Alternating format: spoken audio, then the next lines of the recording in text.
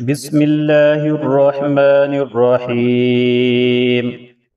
ألف لام را. تلك آيات الكتاب المبين. إنا أنزلناه قرآنا عربيا لعلكم تعقلون. نحن نقص عليك أحسن القصص بما أوحينا إليك هذا القرآن وإن كنت من قبله لمن الغافلين. إذ قال يوسف لأبيه يا أبت إني رأيت 11 كوكبا والشمس والقمر رأيتهم لي ساجدين. قال يا بني لا تقصص رؤياك على إخوتك فيكيدوا لك كيدا إن الشيطان للإنسان عدو مبين. وكذلك يجتبيك ربك ويعلمك من تأويل الأحاديث ويتم نعمته عليك وعلى آل يعقوب كما أتمها على أبويك من قبل إبراهيم وإسحاق إن ربك عليم حكيم. لقد كان في يوسف وإخوته آيات للسائلين إذ قالوا ليوسف وأخوه أحب إلى أبينا منا ونحن عصبة إن أبانا لفي ضلال مبين. اقتلوا يوسف أو اطرحوه أرضا يخل لكم وجه أبيكم وتكونوا من بعده قوما صالحين. قال قائل منهم لا تقتلوا يوسف وألقوه في غيابة الجب يلتقطه بعض السيارة إن كنتم فاعلين. قالوا يا أبانا ما لك لا تأمنا على يوسف وإنا له لناصحون أرسله معنا غدا يرتع ويلعب وإنا له لحافظون. قال إني ليحزنني أن تذهبوا به وأخاف أن يأكله الذئب وأنتم عنه غافلون. قالوا لئن أكله الذئب ونحن عصبة إنا إذا لخاسرون. فلما ذهبوا به وأجمعوا أن يجعلوه في غيابة الجب وأوحينا إليه لتنبئنهم بأمرهم هذا وهم لا يشعرون. وجاءوا أباهم عشاء يبكون. قالوا يا أبانا إنا ذهبنا نستبق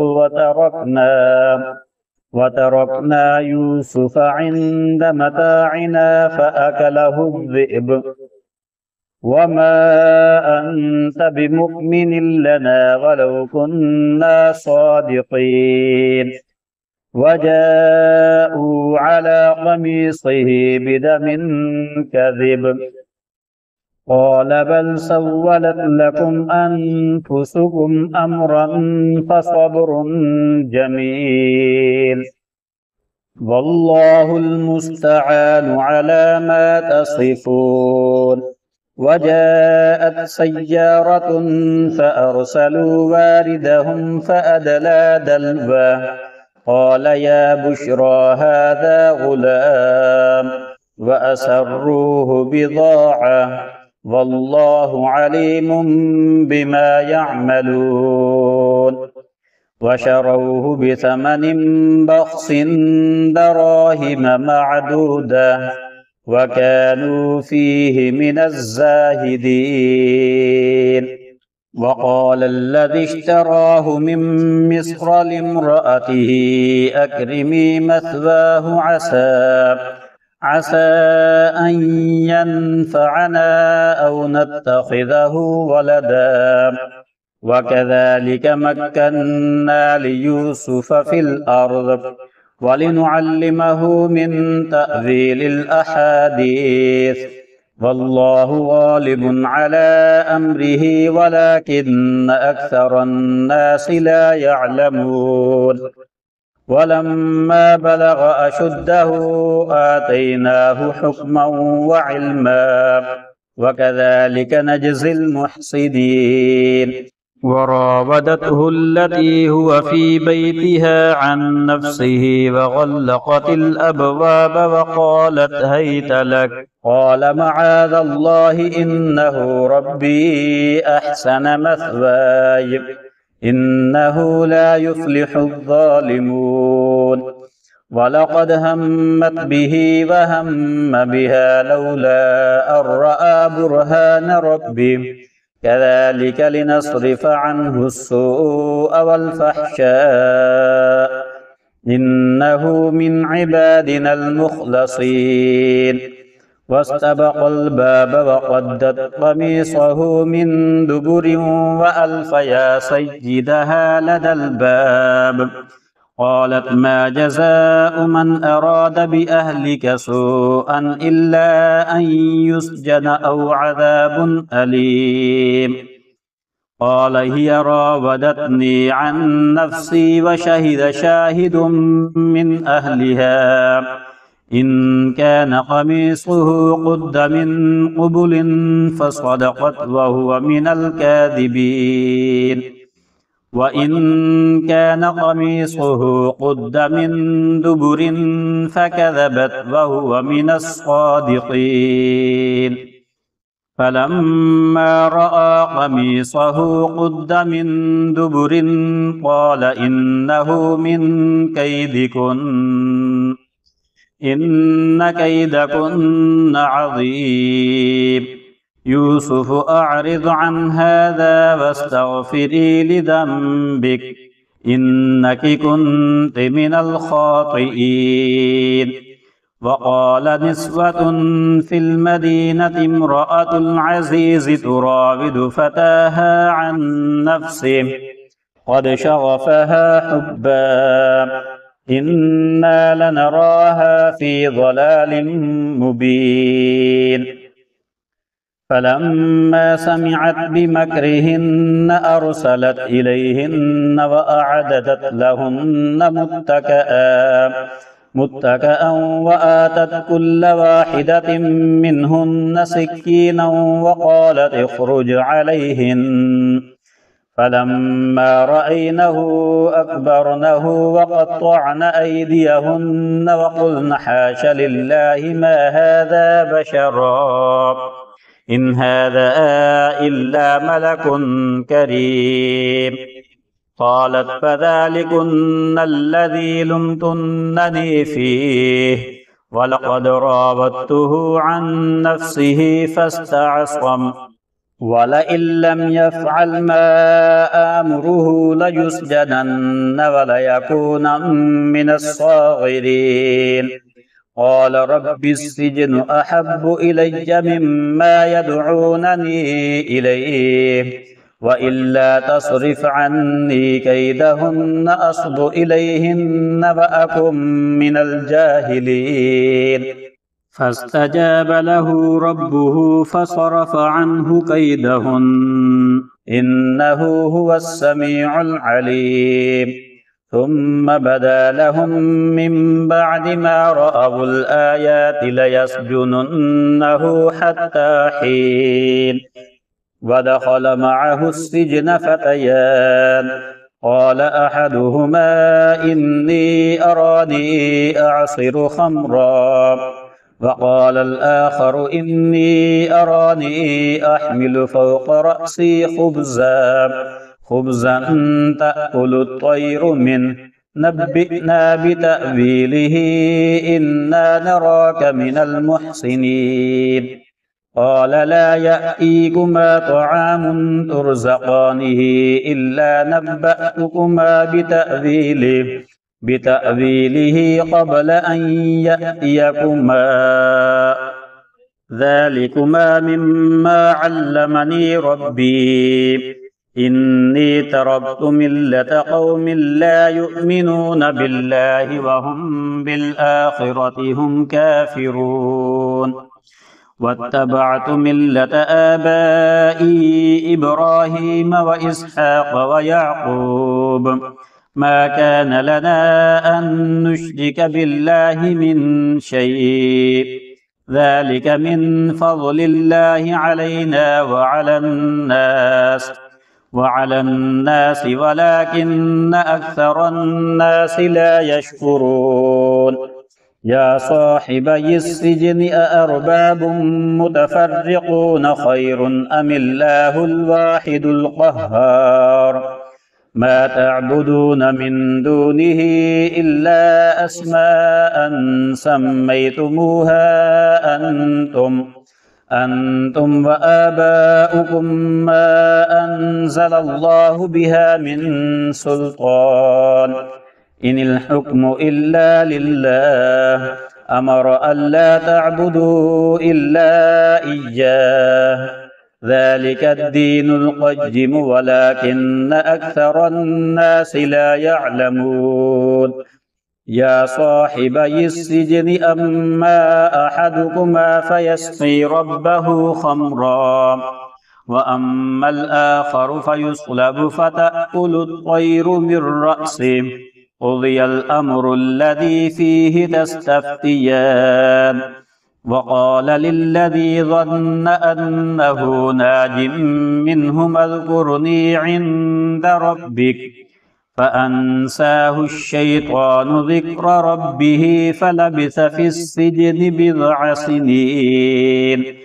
وقال الملك إني أرى 7 بقرات سمان يأكلهن 7 عجاف و7 سنبلات خضر وأخر يابسات يا أيها الملأ أفتوني في رؤياي إن كنتم للرؤيا تعبرون قالوا أضغاث أحلام وما نحن بتأويل الأحلام بعالمين وقال الذي نجا منهما وادكر بعد أمة أنا أنبئكم بتأويله فأرسلون يوسف أيها الصديق أفتنا في 7 بقرات سمان يأكلهن 7 عجاف و7 سنبلات خضر وأخر يابسات لعلي أرجع إلى الناس لعلهم يعلمون قال تزرعون 7 سنين دأبا فما حصدتم فذروه في سنبله إلا قليلا مما تأكلون ثم يأتي من بعد ذلك 7 شداد يأكلن ما قدمتم لهن إلا قليلا مما تحصنون ثم يأتي من بعد ذلك عام فيه يغاث الناس وفيه يعصرون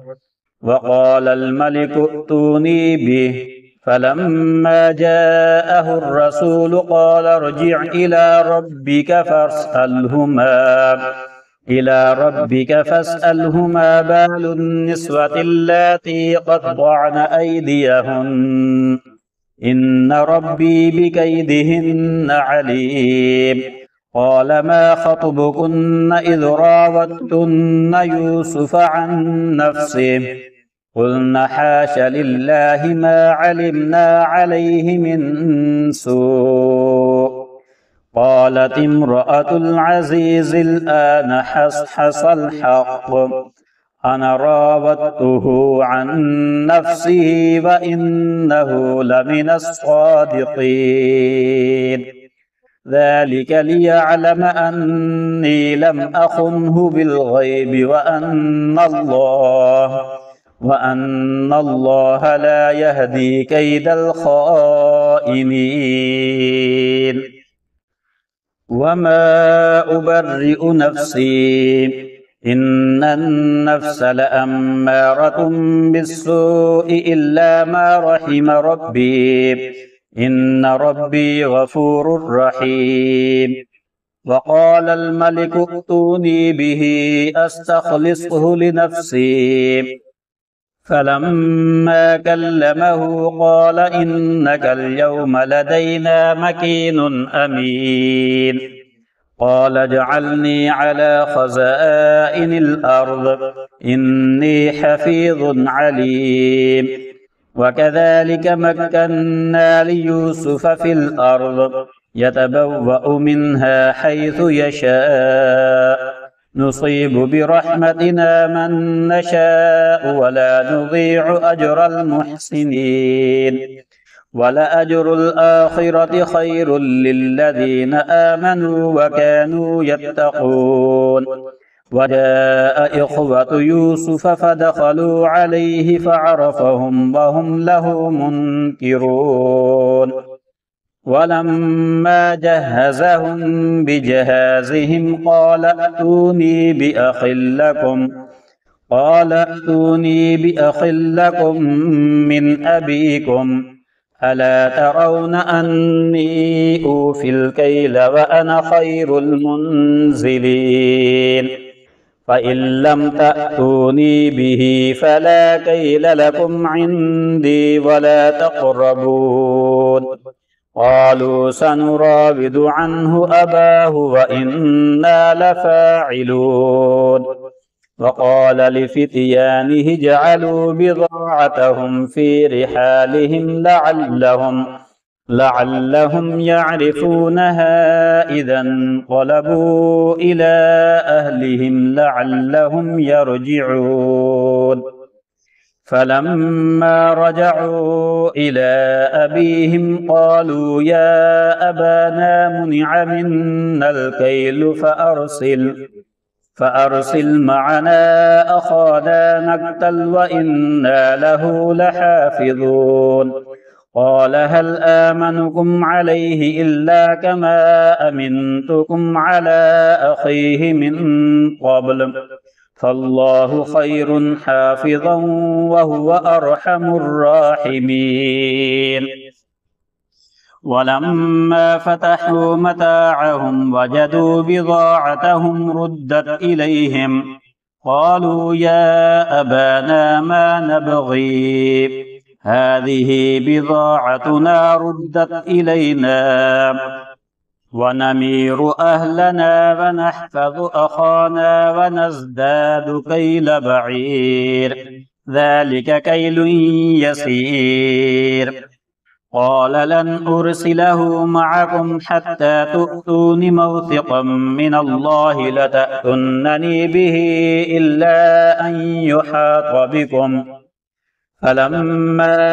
آتوه موثقهم قال الله على ما نقول وكيل.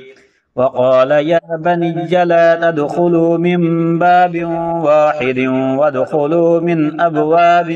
متفرقة وما أغني عنكم من الله من شيء إن الحكم إلا لله عليه توكلت وعليه فليتوكل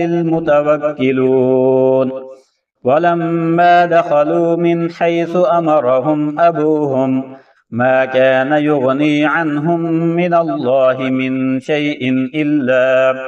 إلا حاجة في نفس يعقوب قضاها وإنه لذو علم لما علمناه ولكن أكثر الناس لا يعلمون. ولما دخلوا على يوسف آوى إليه أخاه قال إني أنا أخوك فلا تبتئس بما كانوا يعملون. فلما جهزهم بجهازهم جعل السقاية في رحل أخيه أخيه ثم أذن مؤذن أيتها العير إنكم لسارقون قالوا وأقبلوا عليهم ماذا تفقدون قالوا نفقد صواع الملك ولمن جاء به حمل بعير وأنا به زعيم قالوا تالله لقد علمتم ما جئنا لنفسد في الأرض وما كنا سارقين قالوا فما جزاؤه إن كنتم كاذبين قالوا جزاؤه من وجد في رحله فهو جزاؤه كذلك نجزي الظالمين فبدأ بأوعيتهم قبل وعاء أخيه ثم استخرجها من وعاء أخيه كذلك كدنا ليوسف ما كان ليأخذ أخاه في دين الملك إلا أن يشاء الله نرفع درجات من نشاء وفوق كل ذي علم عليم قالوا إن يسرق فقد سرق أخ له من قبل فأسرها يوسف في نفسه ولم يبدها لهم قال أنتم شر مكانا والله أعلم بما تصفون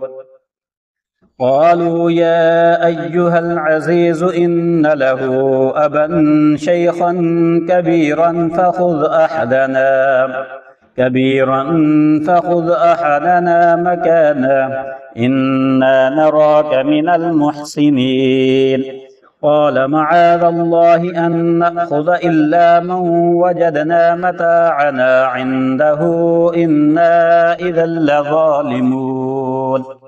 فلما استيئسوا منه خلصوا نجيا قال كبيرهم ألم تعلموا أن أباكم قد أخذ عليكم موثقا من الله ومن قبل ما فرطتم في يوسف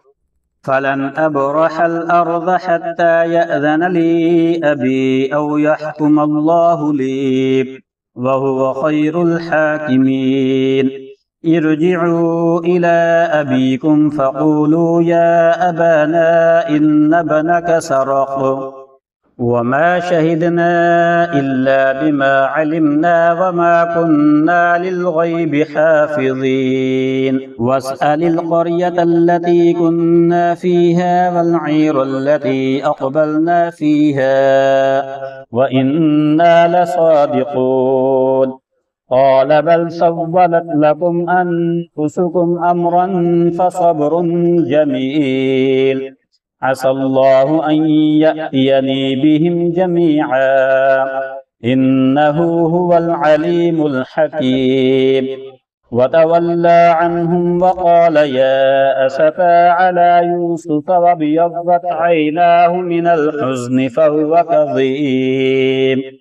قالوا تالله تفتأ تذكر يوسف حتى تكون حرضا أو تكون من الهالكين قال إنما أشكو بثي وحزني إلى الله وأعلم من الله ما لا تعلمون يا بني يذهبوا فتحسسوا من يوسف وأخيه ولا تيأسوا من روح الله إنه لا ييأس من روح الله إلا القوم الكافرون فلما دخلوا عليه قالوا يا أيها العزيز مسنا وأهلنا الضر وجئنا ببضاعة مزجاة فأوف لنا الكيل وتصدق علينا إن الله يجزي المتصدقين قال هل علمتم ما فعلتم بيوسف وأخيه إذ أنتم جاهلون قالوا أئنك لأنت يوسف قال أنا يوسف وهذا أخي قد من الله علينا إنه من يتق ويصبر فإن الله لا يضيع أجر المحسنين قالوا تالله لقد آثرك الله علينا وإن كنا لخاطئين